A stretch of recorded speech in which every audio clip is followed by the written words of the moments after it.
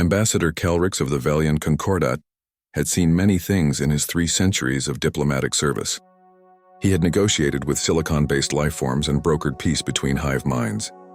But nothing had prepared him for humans. The species had erupted onto the galactic stage merely 40 cycles ago, earning a reputation that made even warrior clans nervous. Humans were relentless, refused to surrender when defeat was certain, and seemed to enjoy danger. Now, as Kelrix stood in the command center of the Valian flagship watching the holographic display, he understood the galaxy had vastly underestimated them. The Krathor swarm had seized Nexus Station, holding 40,000 beings hostage. The station's reactor would detonate in 6 hours. Every military simulation predicted total loss. Commander Thalen had his secondary arms clasped behind his back in defeat. "Ambassador, we must evacuate. The Krathor have hostages at every junction. Our forces cannot breach without massive casualties." Then the human liaison spoke.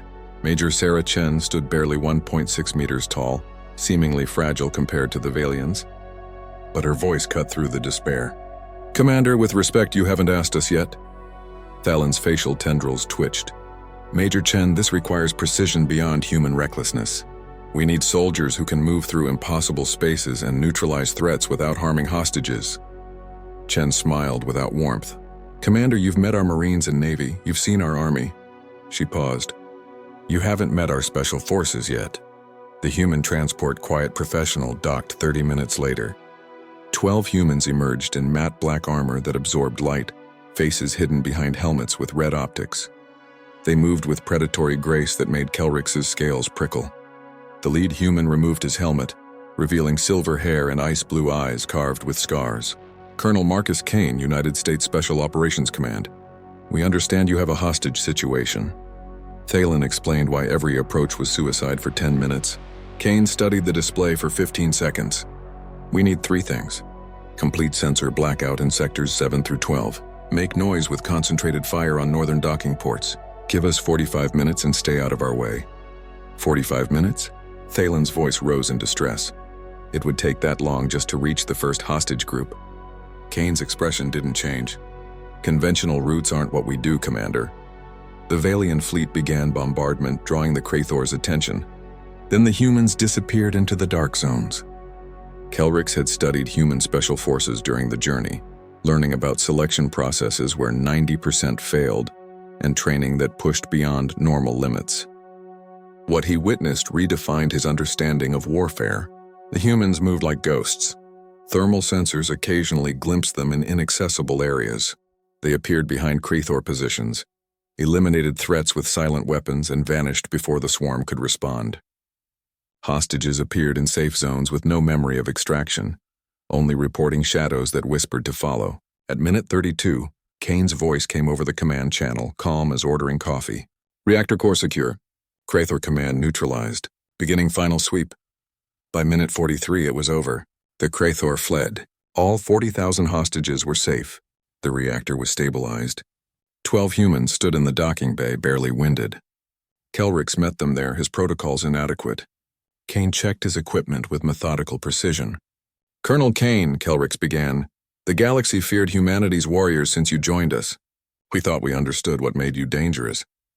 He searched for words. "What separates you from your already formidable forces?" Kane looked up with sympathy in those cold eyes. "Ambassador, we have many names. Rangers, SEALs, Special Air Service, Spetsnaz." He secured his pack. "But we share one thing. We're the ones they call when the impossible needs to become possible." Chen approached with a datapad. "Ambassador, Colonel Kane asked me to give you this.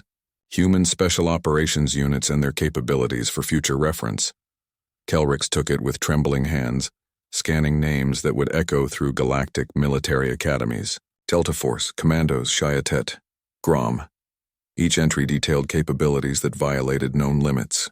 "Major Chen," Kelrix said quietly, "the galaxy feared what humanity could do.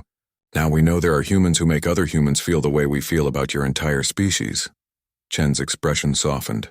"Ambassador, our special forces are what happens when humanity takes everything dangerous about us and distills it to its purest form. Our stubbornness, refusal to quit, ability to adapt and overcome." She gestured toward the departing transport. "They're humans who decided limitations didn't apply to them. They run toward gunfire while others run away, silent professionals who do the impossible before breakfast and never talk about it. The transport began to undock, its name suddenly making sense. Quiet professional indeed. Commander Thalen approached. Ambassador, I must update our tactical databases. Human military capabilities require complete reassessment. Kelrix watched the ship disappear into space, carrying its cargo of controlled violence back to wherever such humans waited. Commander, update your databases with this. Humanity possesses elite forces operating beyond standard combat parameters. Advise extreme caution and ensure they remain allies. He paused, remembering Kane's eyes and the casual efficiency of those 12 humans. And, Commander? The galaxy feared humanity already. Then we met their special forces. Now we understand what we feared before was merely the surface. The depths are far more terrifying. As rescue operations began, Kelrix filed his report recommending diplomatic relations with humanity be elevated to highest priority, not because humans were aggressive, but because any species producing individuals like Kane should never become an enemy. The galaxy learned a valuable lesson. Humanity was dangerous. Human special forces were something else entirely. Apex predators of warfare, operating between possible and impossible, turning certain defeat into absolute victory with nothing but skill, determination, and the uniquely human refusal to accept that something cannot be done. And the most terrifying part? According to Chen's datapad, there were thousands more scattered across human space, training right now for the next impossible mission. The galaxy had feared humanity already. Now it truly understood why.